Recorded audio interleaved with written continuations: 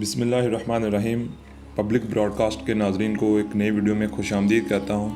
ناظرین، یہ تو ہم سب کے علم میں ہے کہ اسلام ہر نشہ چیز کو حرام قرار دیتا ہے۔ ایسے ہی شراب بھی ایک نشہ ہے جو حرام ہے، لیکن مغرب میں اس کا استعمال جو ہے وہ سرعام کیا جاتا ہے۔ یہ تو آپ کو بخوبی علم ہے۔ اگر ابھی تک آپ نے ہمارا چینل سبسکرائب نہیں کیا تو پبلک براڈ کاسٹ کو سبسکرائب کریں اور پاس ہی موجود بیل آئیکن کے بٹن کو دبائیں تاکہ لیٹسٹ ویڈیو آپ تک پہنچتی رہیں۔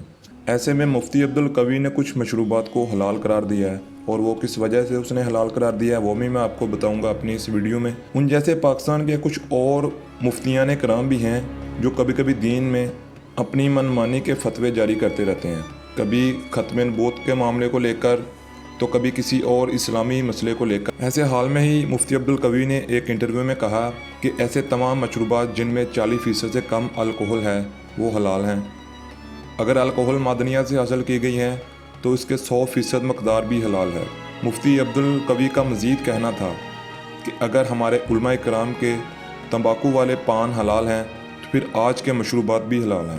یہ ایک ایسی عجیب بات ہے ناظرین کہ جن چیزوں کو اسلام حرام قرار دیتا ہے ہمارے کچھ مفتیان کرام اس کو حلال قرار دے رہے ہیں۔ پبلک ہیلتھ انسٹیٹیوٹ کے الکوہل ریسرچ گروپ کے سینئر سائنسدان ولیم کیئر کے مطابق بیئر میں 4.5% الکوہل ہوتی ہے، وائن میں 11.6% اور شراب میں 37% الکوہل ہوتی ہے۔ اگر مفتی عبدالقوی کے مبینہ فتوے اور سائنسدان ولیم کیئر کی تحقیق کو مد نظر رکھا جائے تو اس بات کا ایک ہی مطلب نکلتا ہے کہ مفتی صاحب مشروب مغرب کو حلال سمجھتے ہیں۔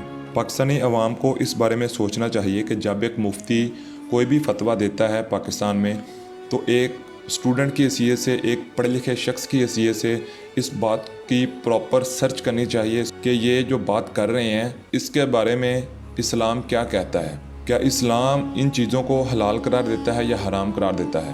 ہر پڑھے لکھے اور باشعور شخص کے لیے ضروری ہے کہ وہ اسلام کا مطالعہ کرے، قرآن پاک کا ترجمہ تفسیر پڑھے، تو اس کو ہر بات کا بخوبی اندازہ ہو جائے گا کہ اسلام کن چیزوں کو حلال قرار دیتا ہے اور کن چیزوں کو حرام قرار دیتا ہے۔ ایک نئی ویڈیو کے ساتھ جلد آپ کی خدمت میں حاضر ہوں گے، تب تک کے لیے اللہ حافظ۔